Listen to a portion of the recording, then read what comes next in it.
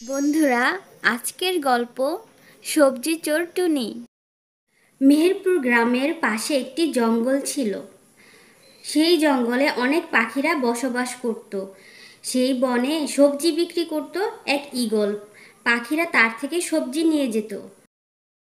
কি গো সুখী পায়রা, তুমি বুঝি ঈগলের কাছে সবজি কিনতে যাচ্ছ? এমন সময় তো সবাই সবজি কিনতে যায়, তাই তোমাকে বলছি। হ্যাঁ গো টুনি, আমি সবজি কিনতে যাচ্ছি। আসলে বাসায় কোনো সবজি নাই গো। তুমি আমার সাথে যাবে নাকি টুনি সবজি কিনতে? না সুখী পায়রা, আমার কাছে তো কোনো টাকা নেই। আমি যে অনেক গরিব, আর ঈগলের দোকানে সবজির যা দাম, সেই দামে আমি কোনোদিনও সবজি কিনতে পারবো না গো সুখী পায়রা। আচ্ছা টুনি, আমি তাহলে যাই। আসলে আমার একটু কাজ আছে বাসায়। সবজি কিনে নিয়ে ছানাদের আবার রান্না করে খাওয়াতে হবে, বুঝলে? এ কথা বলে সুখী পায়রা সেখান থেকে চলে যায়। আর টুনি আশেপাশে থেকে কিছু দানা খুঁজে নিয়ে তার বাসায় যায়। আর ছানারা খুশি মনে সেই দানাগুলো খায়। এভাবে টুনি তার ছানাদের নিয়ে অনেক কষ্টে তার দিন কাটাতো। এখানে একমাত্র আমার সবজির দোকানটা হয়ে কি ভালো হয়েছে। বনে সব পাখিরা আমার কাছেই সবজি নিতে আসে। কিন্তু এ দামে সবজি বেচা আমার আর চলবে না। আমি আমার দোকানে সব সবজির দাম আরও বাড়িয়ে দেব। কারণ এখানে তো আর কারোর দোকান নেই, তাই বাধ্য হয়ে আমার এখান থেকে সবাইকে সবজি নিতে হবে। ঈগল এসব কথা বলতে বলতে সেখানে মিষ্টি টিয়ে চলে আসে। এই যে ঈগল, আমাকে তাড়াতাড়ি কিছু সবজি দাও তো। আজ আমার বাড়িতে মেহমান আসবে, তাই বলছি সব ধরনের সবজি আমাকে 1 কেজি করে দাও। হ্যাঁ, সে তোই দিব মিষ্টিটিয়ে। কিন্তু তুমি কি জানো, কাল থেকে যে সবজির দাম অনেক বেড়েছে। সবগুলো সবজিতেই 50 টাকা করে বেড়েছে। এসব তুমি কি বলছো ঈগল? হঠাৎ করে সবজির দাম এত বেড়ে গেছে কি করে? তাহলে থাক, আমি আর এত সবজি নিব না। তুমি বরং আমাকে 1 কেজি করে সবজি দাও। ঈগল মিষ্টি টিয়েকে সবজি দেয়। তারপর মিষ্টি টিয়ে সবজি নিয়ে সেখান থেকে চলে যায়। এভাবে ঈগল চড়া দামে তার দোকানের সবজি বিক্রি করতে থাকে। এভাবেই কয়েকদিন কেটে যায়।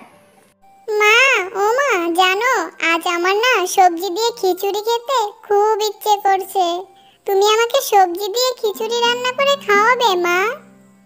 হ্যাঁ মা, আমারও খেতে ইচ্ছে করছে। জানো মা, ওই দিন কণিকা খালার বাড়িতে সবজি খেয়েছিলাম। তারপর আর কখনো সবজি খাইনি। তুমি যে প্রতিদিন ধানা খেতে দাও, ওগুলো আর ভালো লাগে না মা। আমরা সবজি খাবো, আমাদের সবজি দিয়ে খিচুড়ি রান্না করে দিবে মা? কি যে করি মা বল, আমরা যে গরিব। আমার কাছে যে সবজি কেনার মতো টাকা নেই। যাই হোক, তোরা যখন সবজি খেতে চেয়েছিস, আমি দেখি কোনো ব্যবস্থা করতে পারি কিনা। পুরা কপাল আমার তো। মায়ের এমন কথা শুনে ছানারা অনেক খুশি হয়। আর তখন টুনি বাসা থেকে উড়ে যায়। আরেকটা গাছের ডালে বসে ভাবে কিভাবে সে সবজি কিনবে। আর এমন সময় সেখানে কণিকা কাক চলে আসে। কি গো টুনি, এমন মনমরা হয়ে কি ভাবছো? কি আর বলবো কণিকা, আমার ছানারা আজ সকালে সবজি খিচুড়ি খেতে চেয়েছে। এখন তুমিই বলো তো কি করি আমি? আমার কাছে যে কোনো টাকা নেই। আমি আর কি বলবো টুনি, তোমার মতো তো আমারও একই অবস্থা। আমার ছানারাও এভাবে কাঁদে, কিন্তু আমি মা হয়ে কিছুই করতে পারিনি টুনি। আমার মাথায় একটা বুদ্ধি এসেছে। চলো, ঈগল যখন তার দোকানে থাকবে না, তখন আমরা তার দোকান থেকে সবজি চুরি করে আনবো। কণিকার এমন কথা শুনে অসহায় টুনি সন্তানদের ইচ্ছে পূরণ করতে সবজি চুরি করতে রাজি হয়ে যায়। আর তারপর দুজনে মিলে ঈগলের দোকানের পাশেই একটি গাছের ডালে বসে অপেক্ষা করতে থাকে যে কখন ঈগল তার সবজির দোকান ছেড়ে একটু বাহিরে যাবে। এইদিকে ঈগল, না না, অনেকক্ষণ হলো, একটু পানি খাই না, গলাটা একেবারে শুকিয়ে গেছে। যাই, পাশে নদী থেকে একটু পানি খেয়ে আসি। টুনি, তাড়াতাড়ি চলো, ঈগল পানি খেতে গেছে। এটাই একমাত্র সুযোগ আমাদের সবজি চুরি করার। হ্যাঁ হ্যাঁ, তাই চলো কণিকা। একথা বলে কণিকা আর টুনি ঈগলের দোকান থেকে কিছু সবজি চুরি করে নিয়ে পালিয়ে যায়। এদিকে ঈগল এসবের কিছু জানতে পারে না। আর এভাবেই টুনি আর কণিকা ঈগল না থাকা অবস্থায় তার সবজি চুরি করে নিয়ে যেত। কিন্তু এমনই একদিন টুনি আর কণিকা যখন সবজি চুরি করছিল, তখনই সেখানে ঈগল চলে আসে। আরে আরে, তোরা আমার সবজি চুরি করছিস কেন এইভাবে? রেখে দে বলছি, রেখে দে আমার দোকানের সবজি, রেখে দে। আচ্ছা, আমি যখন দোকানে না থাকি তোরা কি এইভাবে আমার দোকানে সবজি চুরি করে নিয়ে যাস নাকি? কই, তোরা দুজন তো আমার কাছে সবজি কিনে নিয়ে যাস না। ভাগ্যিস আজ আমি বেশি দূরে যাইনি, তোরা আমার দোকানে প্রতিদিন সবজি চুরি করিস, তাই না টুনি? আমাদের ভুল হয়ে গেছে ঈগল বোন, তুমি আমাদের ক্ষমা করে দাও। ঈগল বোন, আমরা না হয় তোমার দোকান থেকে সবজি চুরি করেছি, তাই বলে তুমি আমাদের চোর বলবে? শয়তান কণিকা, তোরা আমার দোকানে সবজি চুরি করিস, আবার আমার মুখের উপর বড় বড় কথা বলিস। দাঁড়া, তোদের একটা ব্যবস্থা আমি এখনই নিচ্ছি।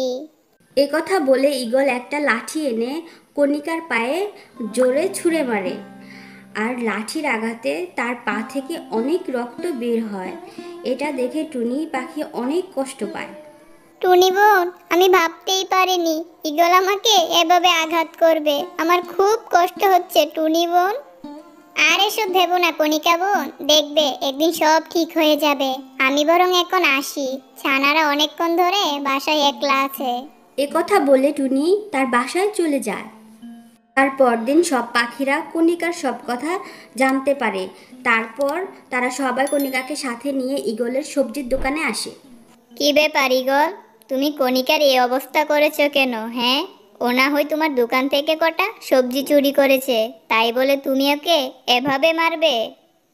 ও, আমার দোকানে সবজি চুরি করবে আর আমি দেখতে পেয়ে ছেড়ে দিব বুঝি? এসব কিনতে মনে হয় আমার টাকা যায় না?